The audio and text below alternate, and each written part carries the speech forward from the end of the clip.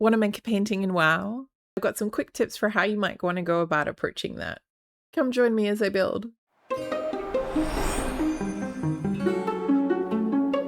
When starting out with a painting, the first thing you want to think about is location.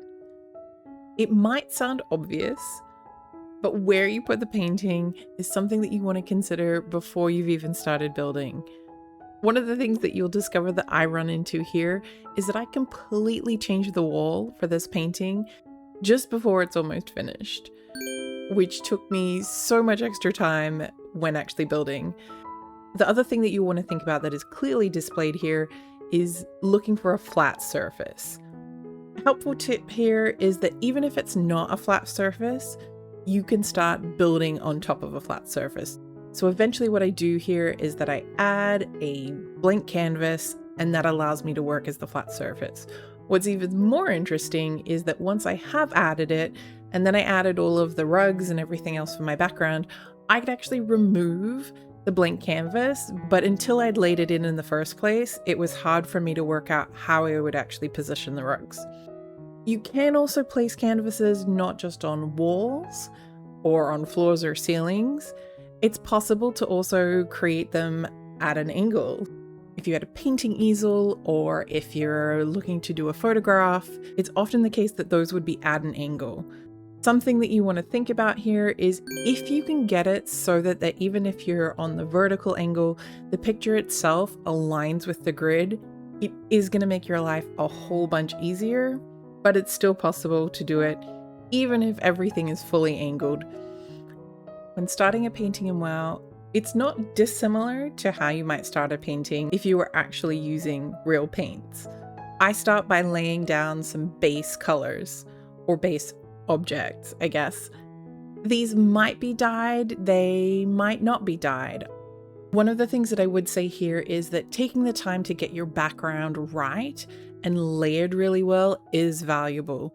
Every single divot and change in that underlying surface is going to change how it interacts with other objects, so it is something to keep in mind.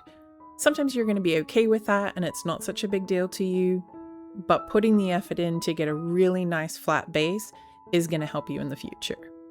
If you are looking to build a painting, some of your go-to items are going to be rugs, these lovely wall shelves, cobblestones, curtains. The lovely oven shelves are great because of how versatile they are. I'm going to use them again in a different painting, so you'll see them just used as a flat background here. We'll get to some other versions in a bit. You'll notice here that I've added some plants to add in some extra flavor because that works with this particular design. They're obviously 3D, but looking on front, if you sink them in enough and play with them, you can often still get that 2D effect because of the computer image. When working with curtains, there's 3 that we have to pick from. I'm using 2 of them here. Curtains are really fun to work with depending on how they size. The gaps between the folds work differently. You want to play with them, sink them into the wall, see how they work at different sizes because it's not always completely intuitive. Sometimes when they're smaller, the gaps almost get bigger.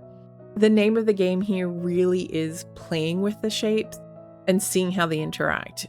You can see that I'm playing not just with how they interact with what's behind them, but how they're interacting with each other. I will play with dies to also see what actually makes sense, what fits. When it's a different color, it doesn't always give you the best understanding of how things are working with each other. So you'll see a tiny little detail here that I did want to play with, which is getting the water or the curtains to look a little bit more like water, wrapping around an island by making sure that the way the curtain interacts right at the end gives a jutting out piece from the mountain or the land that's behind it. For this painting, I was specifically looking to create something that looked like burnt trees. Like legitimately, I wanted them to look like they had been charred and scarred by a fire. And that's the kind of landscape that we were dealing with. So I was looking for something that had a bit of texture, had a bit of grit to it, and Gilnean walls were perfect. I think that when I first started building this, the budget for the walls was actually 5 points, so this would have been an incredibly expensive painting at the time, but the cost for fences has been scaled down to 1, and so this painting is a lot more viable now, and yay for that. As you can see, the whole approach here is taking object and sinking it so that only a small part is showing. This is another consideration when it comes to location.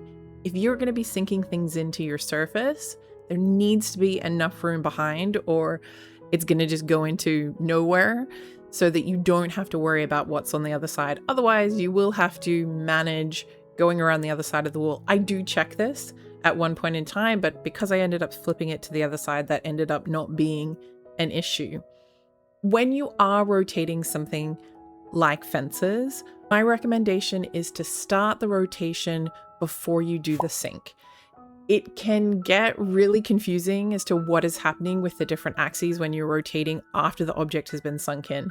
So if you do the rotation before you sink, then you can get a general sense of what you're looking for and finish it up once it is actually sunk into the wall. I will say, once you get quite familiar with how the sinking and the rotation works, you can get pretty precise in terms of how it's going to look. And I would say that that's a two-edged sword, particularly if you're going for a look like this. If it's a little bit more of a paintbrush type approach, having some of that randomness and the variation, I think really adds to the picture. Sometimes things happen that you weren't intending that end up looking really great. And so you don't want to miss out on that because you've been so precise and careful with how you've done your rotation. One of the things you might notice here is that little moon that's popping up over the mountains. That was not intentional. It wasn't part of the original idea, but when I saw it, particularly later when you see how it gets lit, it was such a cool addition that I added it. So do control how you're using your movement, but leave some space for some randomness to discover things that you might not have otherwise seen. One of the things that definitely comes into play here is how the straight lines are interacting with these objects that have curvy lines. The curvy lines are going to change those straight lines into something that is not straight, can be bent and wonky. That gives you an opportunity to get some more organic shapes in. So you've got to decide whether that's part of your actual intent, but it can add a whole bunch of flavor to what you're doing with your painting.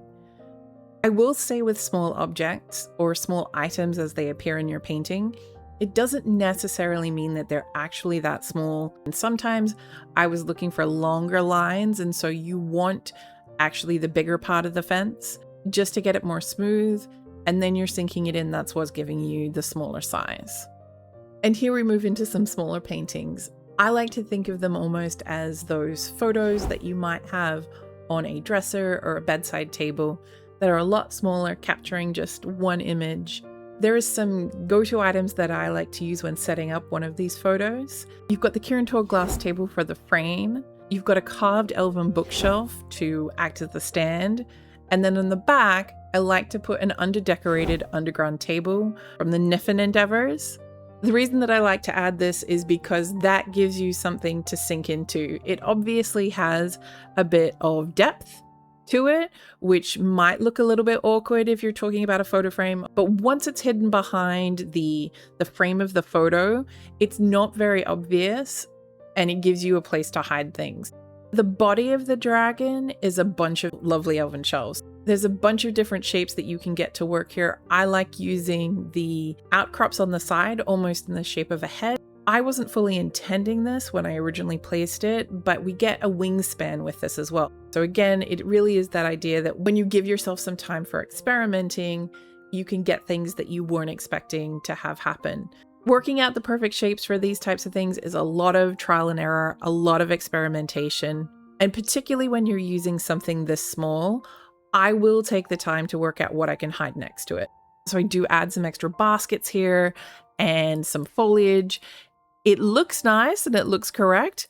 It is literally all there just to hide the extra things that I needed to do around the photo.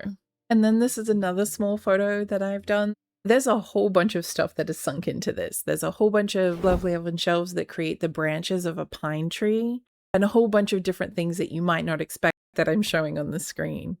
Perhaps the most surprising one is these trees. I was looking for something to create a trunk for the trees. It's amazing what you can hide with the right surrounding furniture. You would never expect that these tiny slivers are actually an entire tree. So those are some quick tips on how to create paintings in WoW. If you've got any questions, please feel free to ask in the comments. I love being able to help folks out. Do the like and subscribe thing if you'd like, and as always, thanks for visiting and see you later.